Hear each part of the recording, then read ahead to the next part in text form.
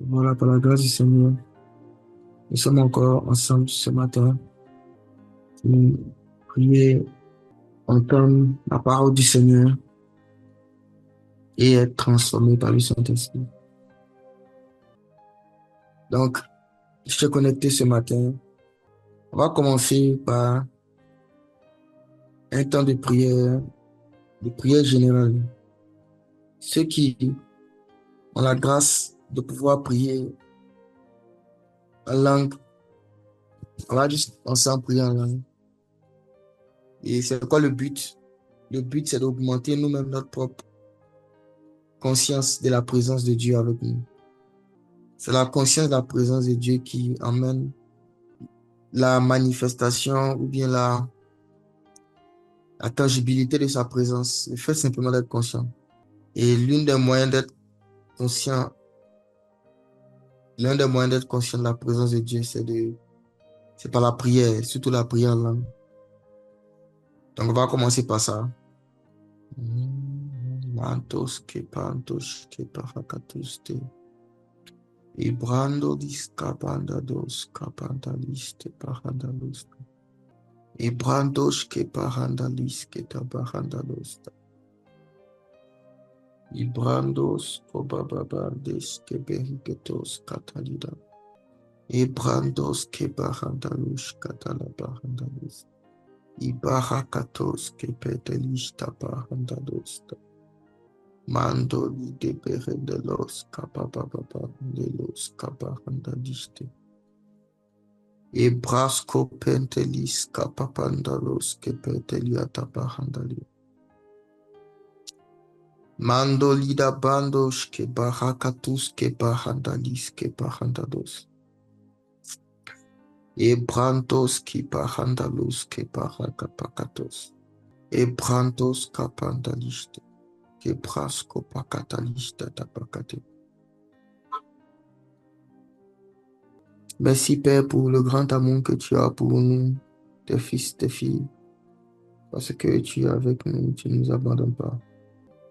Au nom de Jésus. Amen, amen. Amen. Voilà. Par la grâce du Seigneur, aujourd'hui, on ne va pas être trop long. On va continuer sur le sujet de la paresse. Donc, ceux qui sont avec moi, on va lire ensemble. Proverbe 21, verset 5. Aujourd'hui encore, on va parler d'une autre manifestation de la paresse. Proverbe 21, verset 5. L'une des choses magnifiques que le don de parole et sagesse fait, c'est que le don de parole et sagesse donne accès à toujours plus de profondeur par rapport à une thématique bien précise. C'est-à-dire que quand quelqu'un commence à vivre et à exceller dans ce don, tu peux parler de n'importe quel sujet d'une manière nouvelle, tous les jours. Parce que l'inspiration, elle est quasi infinie en fait. L'inspiration qui vient du Saint-Esprit. Donc, on peut parler d'un sujet sans jamais véritablement atteindre le fond. C'est-à-dire, c'est comme un puits qui est tellement profond et on continue de descendre sans jamais véritablement atteindre le fond. Et c'est un peu ce que le Seigneur est en train de nous faire vivre et continue à nous faire vivre avec cette thématique de la paresse. Donc aujourd'hui, on va parler de la paresse avec un aspect bien particulier et je pense que beaucoup vont être libérés, délivrés. Celui qui est en communion avec le Saint-Esprit ne peut jamais manquer d'inspiration. Parce que il y a toujours une chose sur un sujet que tu ne sais pas encore et que Dieu peut tout te donner, t'enseigner, te guider, t'inspirer. Voilà pourquoi la chose la plus précieuse qu'un homme doit avoir dans sa vie, c'est la communion avec Dieu, la capacité d'entendre la voix de Dieu. Quand tu lui poses une question, le fait que Dieu peut te répondre, ça c'est comme de l'or. Il faut chercher cette manière d'interagir avec Dieu, où tu peux lui poser des questions et recevoir des réponses de lui. Parce qu'il a dit, mes brebis entendent ma voix et elles me suivent. Donc, voici, quand je lui ai demandé tout à l'heure, il y a environ presque 1 heure, Saint-Esprit, est-ce qu'il y a encore des choses à dire sur le sujet? Et il m'a dit oui, il y en a beaucoup. Il m'a donné ce passage, Proverbe 20, 21, verset 5. On va commencer par ça. La Bible dit, les projets de l'homme diligent ne mènent qu'à l'abondance, mais celui qui agit avec précipitation n'arrive qu'à la disette. Je relis, les projets de l'homme diligent ne mènent qu'à l'abondance, mais celui qui agit avec précipitation n'arrive qu'à la disette. Donc, le Seigneur m'a fait comprendre que l'une des manières d'identifier la présence de la paresse comme une mentalité, parce que hier j'expliquais, pour ceux qui étaient là hier, j'ai dit en fait que la paresse n'est pas juste un ensemble d'actions ou simplement une tendance à faire quelque chose ou à ne pas faire quelque chose. Mais la paresse aussi est une forme de pensée, est une manière de penser. Et hier notamment, j'ai expliqué le fait de toujours se dire que les choses sont trop difficiles, notamment par rapport à la communion avec Dieu. Le fait de penser ça, c'est une mentalité qui est inspirée, qui a pour racine la paresse et qui a pour résultat le fait de ne pas avoir une communion avec Dieu qui est stable. Et aujourd'hui, on va parler d'une autre manière de penser qui a pour fondement, qui a pour racine la paresse. Je relis encore Proverbe 21, verset 5. Les projets de l'homme diligent ne mènent qu'à l'abondance, mais celui qui agit avec précipitation n'arrive qu'à la disette. C'est le fait de vouloir toujours les choses rapidement, sans passer par un processus. La haine du processus et des étapes, c'est une manifestation de la paresse. Le fait de ne pas aimer faire les choses par étapes. Le fait de vouloir avoir le résultat final maintenant, là, maintenant, sans passer par les étapes, c'est une manifestation de la mentalité de paresse. Parce que le refus des étapes, c'est l'amour de la précipitation. C'est le fait de vouloir que les choses arrivent le plus tôt, le plus vite possible, sans forcément passer par les étapes qu'il faut. Donc, pour clarifier ce que j'ai dit, je ne suis pas en train de dire qu'il faut toujours vouloir que les choses prennent longtemps, prennent du temps. Ce que je dis, en fait, c'est qu'il faut que les choses passent par des étapes. Et souvent, le fait de passer par des étapes est nécessaire pour la stabilité du résultat. Donc, j'ai demandé au Seigneur, en quoi est-ce que le fait de vouloir que les choses arrivent sans étapes est une forme de paresse? Et il m'a rappelé, c'est quoi la définition de la paresse? La paresse, c'est le fait de vouloir avoir des résultats sans être prêt à faire les efforts qu'il faut pour avoir ces résultats-là. La paresse, c'est cette tendance-là à rejeter tout ce qui peut ressembler à effort, à peine, même pour les choses qu'on désire, qu'on veut. Et le Seigneur m'a dit que lui était un Dieu, il était un Dieu d'étapes et de processus. Et on peut vérifier ça dans la Bible, depuis le livre de Genèse jusqu'au livre d'Apocalypse, que Dieu est un Dieu d'étapes et de processus. Nous sommes tous d'accord pour dire que Dieu est tout-puissant. Et que par un claquement de doigts, par une simple parole, Dieu peut tout faire instantanément. Il peut tout faire en une fois. Mais on se rend compte que, on me dit que je parle fort, c'est pas, ça veut dire que vous n'entendez pas, que j'écris ou bien je parle vite. Parce que ça veut dire. Donc, bref. On se rend compte que, en fait, Dieu prend son temps pour arriver à beaucoup de résultats qu'on voit.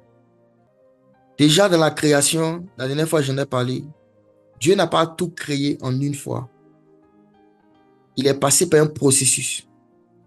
Commencé par manifester la lumière, la terre qui s'est manifestée, il a séparé les cieux d'avec les cieux. Il a créé les luminaires. Il a créé les plantes. Il a créé les animaux. Et puis après, il a créé l'homme. Il y avait des étapes. Et c'est ce processus-là qui a garanti la stabilité du système que Dieu avait créé. Et la Bible nous informe dans le livre de Proverbes que c'est par la sagesse que Dieu a créé le monde. C'est par l'intelligence qu'il a affermi les cieux. C'est par l'intelligence. Donc, le fait que Dieu a pris son temps, c'est parce que Dieu est un Dieu de processus. Et regardez même dans la nature, vous allez voir que tout ce qui vient de la nature, il y a une étape de développement. Il n'y a rien qui sort comme ça déjà comme un produit fini.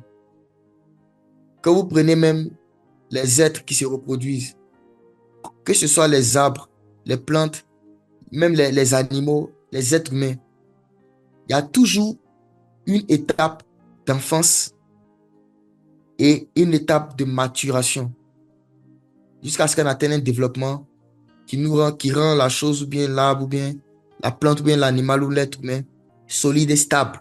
Et on peut le vérifier dans tous les domaines de la vie. Il y a toujours forcément une étape. Et le Saint-Esprit m'a dit, la meilleure preuve qu'il nous a donné que l'étape, que le processus est important, c'est la différence entre le premier et le dernier Adam. Le premier Adam, il n'est pas passé par un processus de croissance. Il est créé adulte. Il se réveille dans le jardin, il est déjà adulte. Il n'a jamais été un bébé. Il n'a jamais eu 2 ans, 3 ans, 4 ans, 5 ans. Il était déjà adulte. Et dans son état d'adulte, on a vu en fait qu'il manquait de stabilité. Et ce manque de stabilité s'est manifesté par le fait qu'il a fait la seule chose que Dieu lui a demandé de ne pas faire. Et Dieu lui a dit de ne pas manger l'arbre de la connaissance, du fruit de l'arbre de la connaissance du bien et du mal.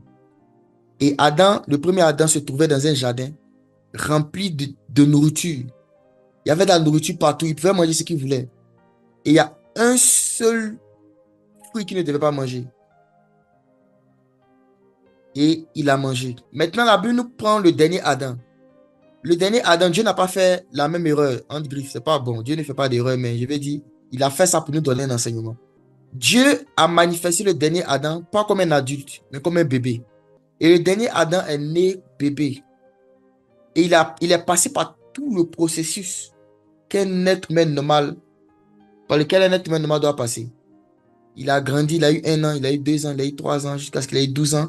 Il a eu après 18 ans, il a eu 25 ans, il a eu 30 ans.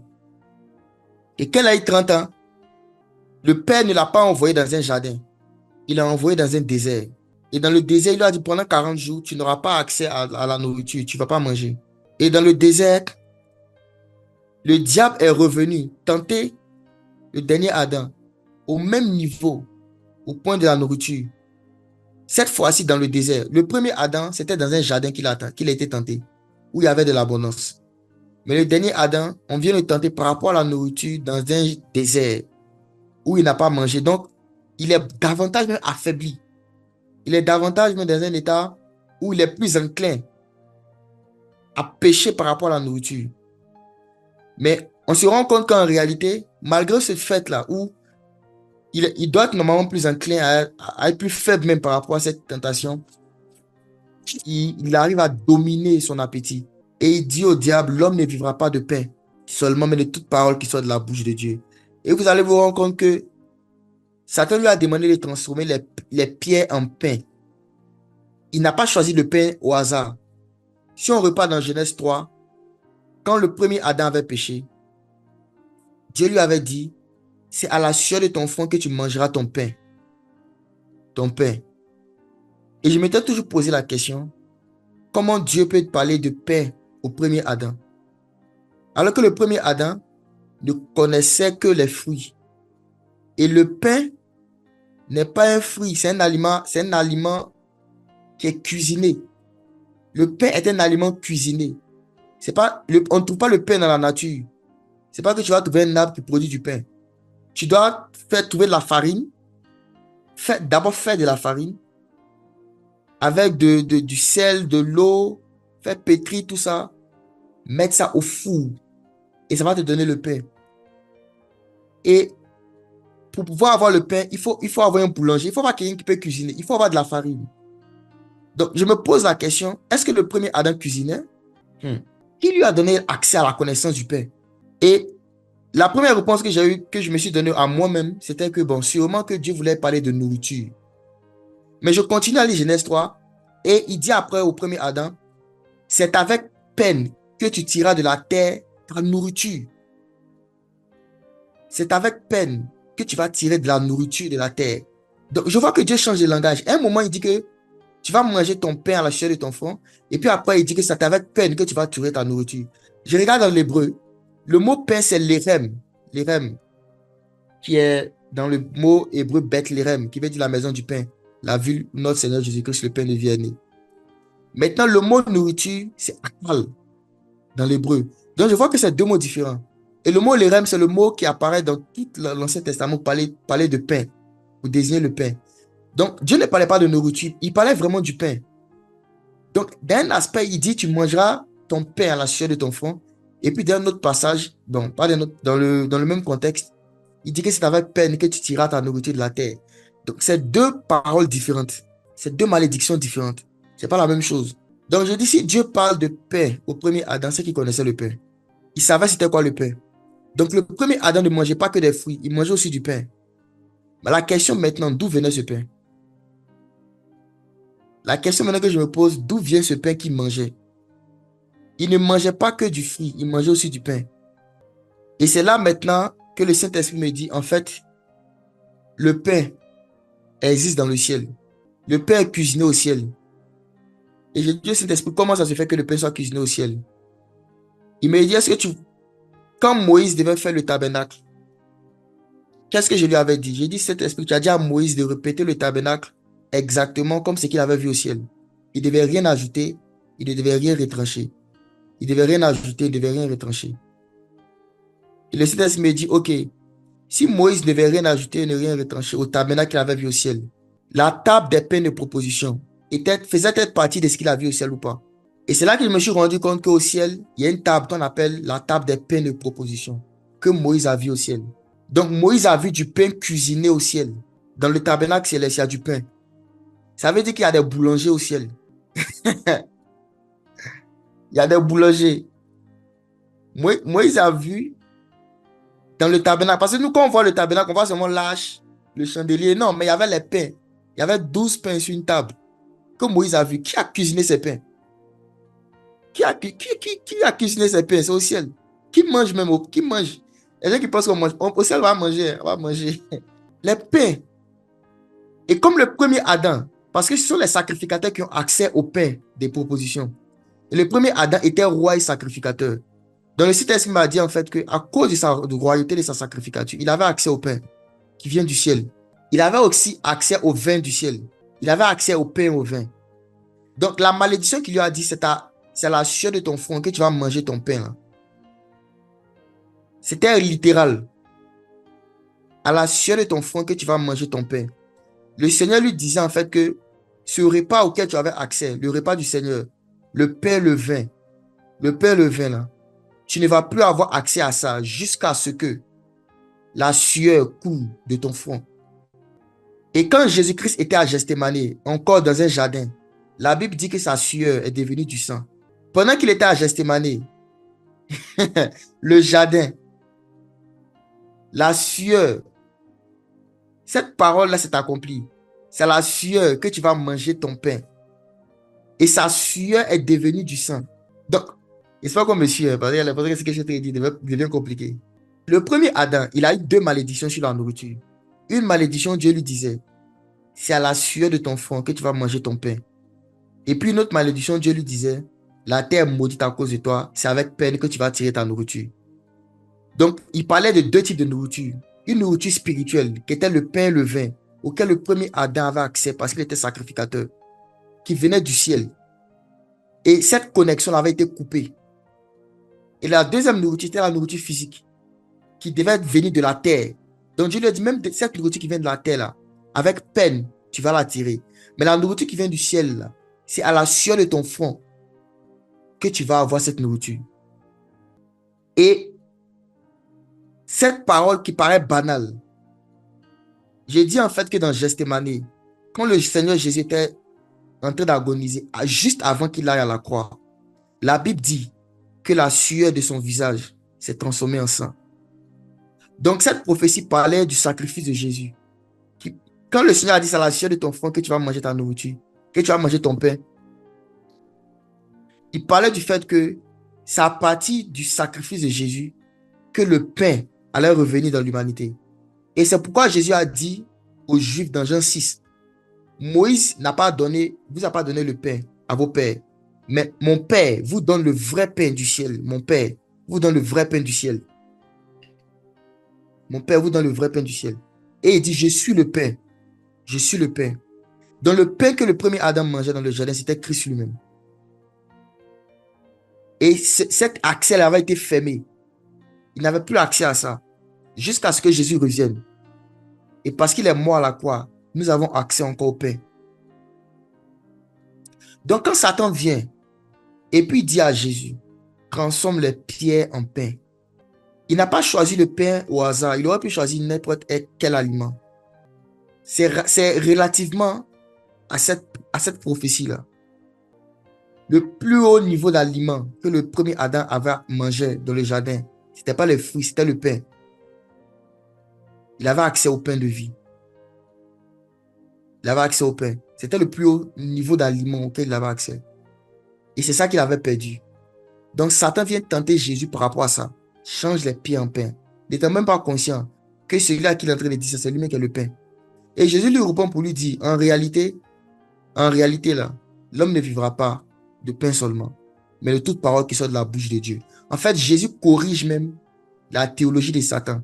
Il est en train de lui dire que le pain dont il est vraiment question, là, en fait, c'est une parole qui sort de la bouche de Dieu. Ok, on va redescendre sur la terre. J'ai l'impression qu'il va trop loin. Il faut qu'il revienne dans mon texte. Il va revenir dans mon texte. Mais ce que je voulais dire, c'est quoi? C'est que le dernier Adam, il était tenté dans une situation plus difficile que le premier Adam, mais il a vaincu. Pourquoi? Parce qu'il était passé par un processus. Il était passé par un processus.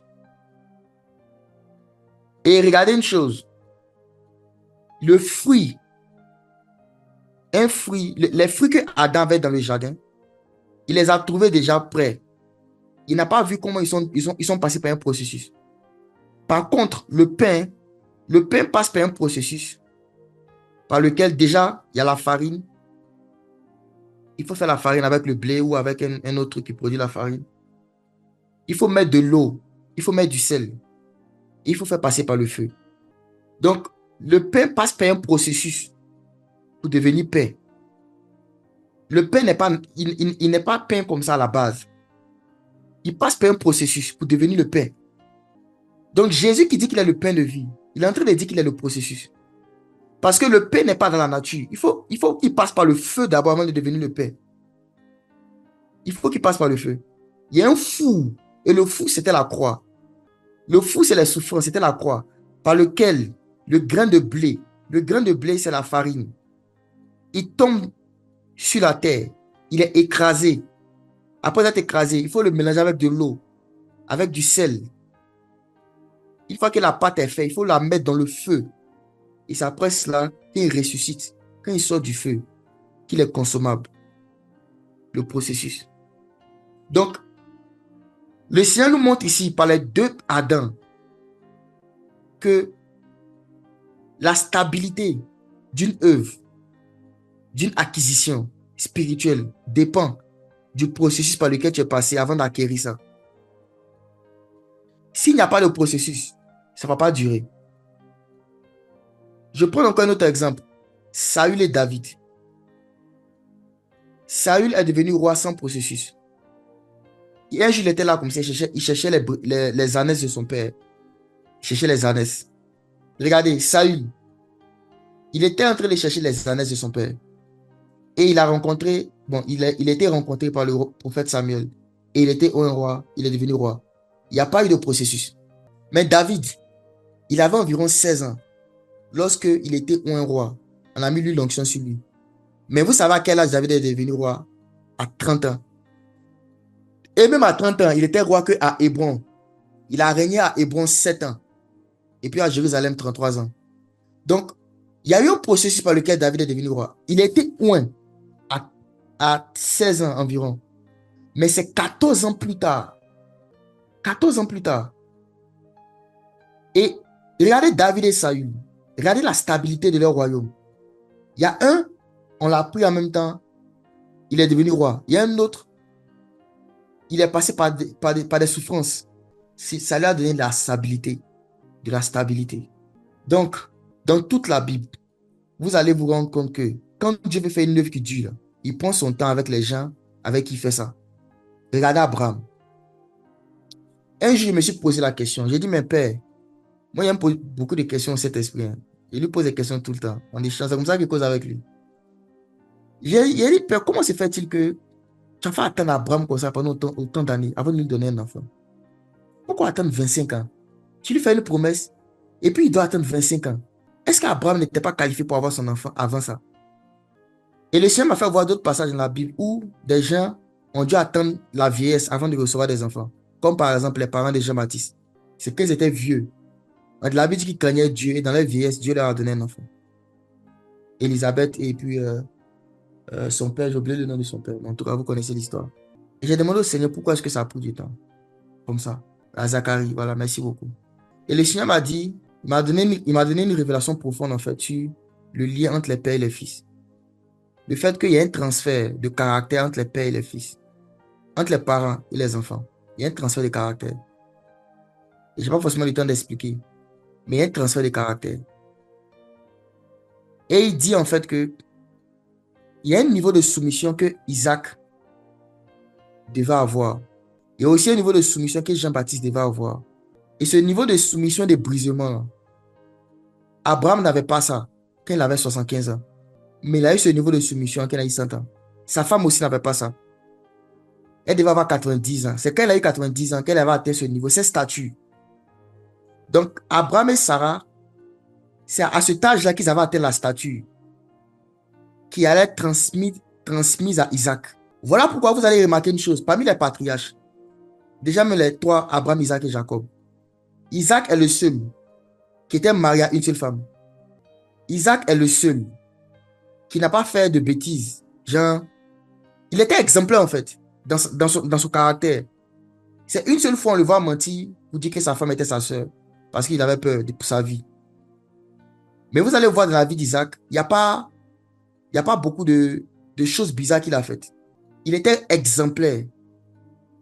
Isaac était tellement soumis à son papa que son papa qui avait plus de 100 ans a pu le lier, le mettre sur un autel, était prêt à le tuer. Et Isaac n'a rien dit. Isaac était il était déjà peut-être adolescent. 16 ans, 17 ans. Imaginez quelqu'un de 16, 17 ans contre un vieillard. Peut-être qu'Isaac même avait peut-être la trentaine. Ça pourrait faire le parallèle avec Jésus. Peut-être qu'il avait déjà 33 ans. Qui sait? Bon, ça, je ne sais pas. Peut-être aussi qu'il avait 13 ans. Il avait dit, mais au moins, une chose est sûre, Isaac avait plus de force qu'Abraham. Mais il a laissé Abraham le lier, l'attacher. Et Abraham était prêt à le tuer. Isaac n'a rien dit. Quel niveau de soumission? Quel niveau de soumission? Même pendant tout son mariage, il avait 40 ans, il n'était toujours pas marié. Il attendait que son père lui donne une femme. Et c'est son papa qui a envoyé son serviteur pour aller chercher une femme pour Isaac. Et il regardait dans la Bible, Isaac avait 40 ans quand Rebecca est devenue sa femme. Donc pendant tout ce temps, il attendait que son papa lui donne une femme. Quel niveau de soumission? Mais vous savez, ce niveau de soumission-là, Isaac l'a eu pourquoi? Abraham et Sarah avaient atteint une statue de soumission à Dieu quand ils ont eu Isaac. Et s'il n'avait pas atteint cette statue-là, Isaac allait être un enfant têtu. Peut-être même qu'il allait refuser, mais qu'Abraham le sacrifie. Donc Dieu a fait attendre Abraham et Isaac pour qu'ils atteignent cette statue-là avant de leur donner un enfant. C'est l'une des raisons que le Saint-Esprit m'a donné. Parce que les parents transmettent les valeurs à leurs enfants. Donc vous allez voir que le processus par lequel Abraham est passé, ça a facilité la vie pour Isaac. Le processus de brisement par lequel Abraham est passé, ça a facilité les choses pour Isaac. Et parce que Dieu voulait faire d'Abraham un homme grand, Dieu lui a fait passer par un processus. Il a dit à Abraham, je rendrai ton nom grand. Je rendrai ton nom grand. On dit ça, bon, il devait être 90 ans. Non, c'était 100 ans même déjà. Mais en fait, le truc avec Abraham, c'est qu'il a commencé à marcher avec Dieu à 75 ans. C'est à 75 ans qu'il a commencé à obéir à Dieu. Et encore, après 75 ans, il a fait encore des années avec Lot. Et toutes les années qu'il a fait avec Lot, il a perdu du temps. Parce que Dieu ne lui parlait plus. Si vous lisez Genèse 12 et 13, c'est après qu'il se soit séparé de Lot que Dieu lui a parlé encore. Et Dieu lui a parlé. Dieu ne lui parlait pas. Donc Abraham a perdu beaucoup de temps aussi. Mais peu importe. On voit que parce que Dieu voulait faire une grande œuvre avec Abraham, Dieu a pris son temps avec Abraham. Je vais encourager quelqu'un ici qui m'écoute, qui a l'impression que Dieu prend trop de temps avec toi. Moi-même, ça m'arrive souvent, je dis, Seigneur, vraiment, tu m'as promis beaucoup de choses que je ne vois pas encore. Ça te dit trop. Mais en réalité, c'est parce que Dieu veut faire des grandes choses avec quelqu'un qui prend son temps. Jésus aurait pu commencer son ministère à 18 ans. Il aurait pu commencer son ministère à 25 ans, à 27 ans. Mais il a commencé à 30 ans. Pourquoi? Dieu prend son temps qu'il veut faire des choses grandes. Pourquoi? Parce que le processus, ça donne de la stabilité à ce que tu vas faire. Mais les paresseux, maintenant, voilà. Il me reste 15 minutes maintenant pour parler des paresseux. Religion Proverbe. Proverbe 21, verset 5. Les projets de l'homme diligent ne mènent qu'à l'abondance, mais celui qui agit avec précipitation n'arrive qu'à la disette. Les paresseux n'aiment pas le processus. Les paresseux veulent agir précipitamment. Les paresseux veulent que les choses arrivent maintenant. Les paresseux veulent que les choses arrivent maintenant. Et les paresseux pensent que le processus est une perte de temps. Le paresseux pense que le processus, là, c'est une perte de temps. Qu'il y a trop de choses à faire, on n'a pas le temps à perdre. Le paresseux pense que le processus est une perte de temps. C'est pas une perte de temps. Le processus n'est jamais une perte de temps. Parce que dans le processus, ce qui se passe, c'est que ton caractère se forme. Donc, tu n'es pas là en train de rien faire. Ton caractère est d'être développé. Et c'est ce caractère-là qui sera formé, là, qui va te donner de la longévité. Dans le processus, ton caractère se forme. Donc aussi, je fais un équilibre. Le tout n'est pas d'être là et d'attendre. Le tout, c'est d'attendre en développant le caractère. C'est pas être là comme ça, j'attends seulement juste ça va arriver. C'est pas de ça que je parle. Je parle d'une attente où tu te perfectionnes en termes de caractère pendant que tu es en train d'attendre. Agir avec précipitation, ce n'est pas agir vite, c'est agir sans caractère. Agir aussi avec patience, ce n'est pas agir en attendant longtemps. C'est agir dans le timing dans lequel ton caractère te permet. Donc, si tu as pu développer ton caractère en 1 an, tu n'as pas agi avec précipitation. Si ça t'a pris 3 ans et que ça prend 3 ans, tu n'as pas agi avec précipitation. C'est la transformation du caractère, le développement du caractère, le perfectionnement du caractère qui détermine véritablement le fait que tu es en train de patienter, tu es en train d'attendre. Ce n'est pas juste le temps. Ce n'est pas juste le temps. Et ici, je ne parle pas des souffrances qui n'ont rien à voir avec la volonté de Dieu. Comme une galère qui est là depuis des années parce que tu ne veux pas travailler. Ce n'est pas de ça que je parle. Je parle de certaines choses qui sont censées se manifester dans ta vie, mais qui ne se manifestent pas encore parce que tu es en développement. Tu es en train de te développer. Et si ces choses se manifestent là maintenant, ça peut te détruire. C'est de ça que je parle. Donc, il ne faut pas prendre des choses qui n'ont rien à voir avec la volonté de Dieu, qui sont dues à nos erreurs, à notre désobéissance au Saint-Esprit, et les connecter à ça. C'est pas de ça que je parle. Je parle véritablement des choses où le Seigneur t'a promis certaines choses, où tu as eu des songes, des rêves, des prophéties sur ta vie qui sont censées s'accomplir. Et tu veux que ces choses s'accomplissent là, maintenant, aujourd'hui. Alors que en termes de caractère, tu n'es pas encore prêt. Ce matin, le Seigneur te dit, il n'est pas un fast-food. Dieu n'est pas un fast-food.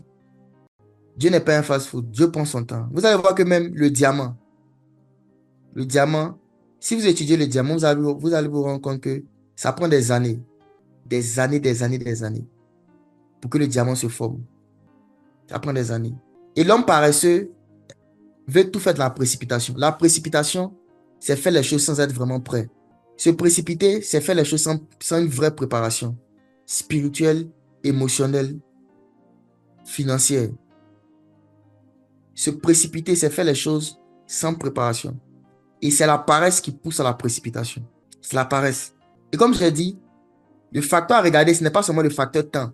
C'est vraiment le facteur caractère. On peut avoir 2 personnes qui se rencontrent aujourd'hui et dans 6 mois, ils se marient. Et des gens vont venir regarder, vont dire, ils se précipitent. Ils sont dans la précipitation. Et puis 2 personnes qui se mettent ensemble au bout de 3 ans, ils se marient. On va dire, ne sont pas de la précipitation. Ce n'est pas forcément le cas. Il se peut même que les gens de 6 mois là, ils sont plus près que les gens de 3 ans. Il se peut même que les gens qui ont entendu 3 ans en soient de la précipitation. Parce que si, pendant les 3 ans de relation, ils ne sont jamais documentés si c'est quoi le mariage, quels sont les caractères que je dois développer, les mentalités auxquelles je dois renoncer, les nouvelles habitudes que je dois acquérir, la manière dont je dois me préparer, la mentalité avec laquelle je dois aborder la chose. Financièrement, je dois avoir un travail, je dois avoir une maison. S'il n'y a rien de tout ça, ça c'est la précipitation. Mais si au bout de 6 mois, toutes ces choses-là sont acquises, ce n'est pas la précipitation. Je donne vraiment cet équilibre-là pour montrer que ce n'est pas juste. Le temps compte, oui, mais ce n'est pas juste le temps. C'est surtout le caractère. Donc, le processus, en fait, c'est une étape dans laquelle on doit acquérir la sagesse, la stature et la grâce auprès de Dieu et auprès des hommes. Luc 2,52. Jésus-Christ grandissait en sagesse, en stature et en grâce. La sagesse, c'est la connaissance, la compréhension. La Bible dit que qui est le sage? C'est celui qui connaît l'explication des choses. La compréhension. La stature, c'est le caractère. Le caractère. Et la grâce, ce sont les talents. Développer ces trois choses-là. C'est quand tu développes ces trois choses-là que tu es en train de grandir dans le processus. Que tu es dans le processus. Le processus, c'est développer ces trois choses. Donc, pendant que tu es en train d'attendre, Dieu t'a fait une promesse où il y a une chose que tu dois vivre, que tu dois expérimenter. Que ce n'est pas encore là. Ne te tourmente pas pour que ça arrive. Développe ta sagesse, ta stature et la grâce. Grandis dans les trois. C'est ça le processus. Et le fait de ne pas vouloir ça, c'est la paresse. Et refuser le processus, vouloir avoir les résultats sans forcément passer par un processus. C'est intéressant, hein, mais ce n'est pas stable. Tu vas perdre ça parce que tu n'auras pas assez de caractère pour garder ça. Tu n'auras pas le caractère pour conserver. Ça va disparaître. Et ça va même te détruire. Saül, Dieu avait pour plan d'affermir le trône de Saül sur plusieurs générations. Mais qu'est-ce qui s'est passé? Il est mort et la royauté s'est arrêtée à lui. Ce n'est pas passé à une autre génération. Mais regardez David. Dieu a dit à David qu'il ne va pas manquer quelqu'un sur ton trône. Il y aura toujours quelqu'un sur le trône de David. Toujours. La stabilité dans le temps. Ça passe par quoi? Par le développement du caractère. Par le processus. Il ne faut pas toujours vouloir les choses vite. Vite et maintenant. Tu vois quelqu'un prophétiser avec exactitude. Tu dis, voilà, prie pour moi pour que je prophétise au même niveau que toi. Il est possible qu'il prie pour toi. Et tu vas le faire. Mais je vais te dire une chose, ça ne va pas durer. Ça va faire 1 semaine, 2 semaines, après ça va partir. Et beaucoup d'entre vous connectés ce matin, vous savez ça. Vous avez reçu des onctions où, à un moment, vous avez commencé à avoir des songes, des visions, des paroles de connaissance extraordinaires. Mais aujourd'hui, c'est où? C'est où? Moi-même, ça m'est arrivé plusieurs fois. Donc, je ne dis pas ça pour me moquer de quelqu'un. Pas du tout. Moi-même, ça m'est arrivé plusieurs fois. Ou sur Internet, je prie là. Pendant que des années de la foi prient, on dit reçois l'onction. Tu reçois. Et tu commences à vivre des expériences. Mais ça ne dure pas. Pourquoi? Parce que c'est un caractère qui va te permettre de maintenir. Il y a une certaine température à laquelle tu dois maintenir cette grâce-là. La sagesse, c'est la connaissance, c'est la compréhension. Il y a une certaine température à laquelle tu dois maintenir cette grâce. Regardez la manne. La manne, la Bible dit que la manne était là le matin. Quand le peuple d'Israël se réveillait le matin, trouvait la manne. Mais c'était un moment de la journée. C'était un moment de la journée. S'il vous plaît, arrêtez de poser les questions, ça me distrait. C'était un moment de la journée. En Israël, la Bible dit qu'il y avait la température. Quand la température, le soleil se levait, la manne disparaissait. Donc, c'était un niveau de température qui faisait disparaître la manne. Ça veut dire qu'il y avait des conditions idéales pour pouvoir conserver la manne. Et la manne était une grâce qui venait de Dieu. Toute grâce qui vient de Dieu se conserve à un certain niveau de température. Et la température, là, c'est quand tu vas rentrer dans le processus que tu vas apprendre les vertus et les bonnes habitudes qui vont faire que quand la grâce va se manifester dans ta vie, tu vas la conserver sur le long terme. Mais quand tu n'as pas ça et que tu veux juste qu'on prie pour toi, tu vas avoir un frère, un père dans la foi, un mentor. Il va prier pour toi, tu vas recevoir. Mais je t'ai dit, ça ne va pas durer. Si tu n'as pas le processus là, ça ne va pas durer. Tu vas expérimenter ça pendant quelques semaines. Après, ça va disparaître. Donc, la raison pour laquelle Dieu nous fait passer par le processus, c'est pour qu'on puisse garder les choses à long terme. Pour qu'il y ait une stabilité. Pour ne pas qu'on soit comme le premier Adam, mais qu'on soit comme le dernier Adam. Donc, il refuse la précipitation. Maintenant, je vais parler Je vais te décrire c'est quoi. Comment tu peux savoir que tu es dans la précipitation? C'est quand tu te focalises toujours sur le résultat final sans voir le chemin par lequel on arrive là-bas. Les gens qui se focalisent sur le résultat final et à cause de cela, ils sont impatients. C'est une manifestation de la précipitation. Par exemple, tu vois le prophète Jadot prophétiser à un certain niveau et tu es émerveillé, tu dis Seigneur, moi je veux tel niveau. Et tu pries, tu jeûnes. Après quelques semaines, tu as l'impression que rien ne se passe. Et tu es frustré, tu es découragé. Si ça t'arrive, je vais donner un exemple comme ça, mais ça peut être n'importe quel exemple. En fait, tu es dans la précipitation. Parce que ce qui t'intéresse, c'est le résultat final. Tu n'as pas regardé en fait les étapes intermédiaires avant d'arriver là-bas. Si tu veux être délivré de la précipitation, il faut commencer à voir les choses comme Dieu. Oui, je vais atteindre un résultat final, mais il y a des étapes avant que je n'arrive là-bas. Donc, je me concentre sur chaque étape à la fois. Je me concentre sur chaque étape à la fois. Au lieu de regarder seulement le résultat final, je regarde l'étape à laquelle je suis là maintenant. Est-ce que par rapport à il y a une semaine, est-ce que ma capacité d'interagir avec Dieu, de communiquer avec le Saint-Esprit ne s'est pas améliorée? Si oui, j'ai progressé. Et je célèbre Dieu pour ça. Une semaine encore après, je regarde, est-ce que ma capacité à comprendre Dieu, à lui parler, à recevoir des messages de lui, s'est améliorée? Si oui, j'ai progressé, je rends grâce et j'avance. C'est comme ça en fait que tu ne vas pas tomber dans la précipitation et dans l'ingratitude. Parce que quand tu es toujours focalisé sur le résultat final, tu vas banaliser et mépriser les petites progressions que tu fais. Et tu vas toujours être dans l'insatisfaction. Et te dire que toi, tu pries, tu jeûnes, mais rien ne se passe. Alors qu'en fait, ce n'est pas que rien ne se passe. C'est que ce qui se passe là, tu ne vois pas. La capacité à voir ce qui se passe, le peu qui se passe, c'est ce qui va faire que tu vas atteindre le résultat final. Ne pas mépriser les faibles commencements. Les projets de l'homme diligent ne mènent qu'à l'abondance. Mais celui qui a jamais précipitation, il va tomber dans la disette. On va prier, on va s'arrêter là.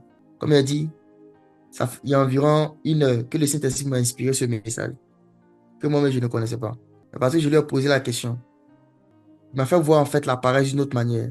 Donc demain, je vais plus parler de cette manière de voir, de toujours mesurer notre croissance spirituelle par des petites étapes et de ne pas regarder des grandes étapes de dire, ah, je ne prophétise pas encore, donc je ne suis pas encore devenu spirituel. Non. Il faut regarder par des petites étapes. C'est par des petites étapes là. C'est quand tu vas commencer à faire ça que tu vas te rendre compte que tu es en train de grandir spirituellement. Et au bout d'un moment, tu vas atteindre cette statue-là à laquelle Dieu t'appelle. Donc, on va prier, on va dire au Seigneur de nous apprendre à aimer passer par des temps de processus. S'il veut qu'on passe par des processus, on va accepter. Tous les hommes de la Bible y sont passés. En tout cas, ceux qui ont fait des grandes choses avec Dieu. Que ce soit Abraham, que ce soit Isaac, Jacob, que ce soit Joseph. Ils sont tous passés par des processus. Que ce soit David, tous passés par des processus. Il y a toujours des étapes par lesquelles on passe parce que ça assure la stabilité de ce qu'on va recevoir et la longévité de ce qu'on va recevoir. Père, ce matin, nous te disons merci pour ce que nous avons compris. C'est un privilège de recevoir ta parole, de comprendre ta parole. Et Père, nous te bénissons, nous te disons merci, nous te louons de ce que tu es fidèle et tu es bon. Merci parce que nous comprenons l'importance du processus. Nous comprenons qu'il est important de passer par certaines étapes, Seigneur Jésus-Christ, avant de vivre certaines expériences avec toi. Et nous acceptons ce fait-là, Seigneur. Nous ne voulons pas être comme le premier Adam. Nous voulons être comme le dernier Adam. Et si tu veux que nous passions par des processus, nous sommes prêts à le faire, Seigneur. Nous ne voulons pas la paresse de cette génération qui consiste à avoir tout instantanément.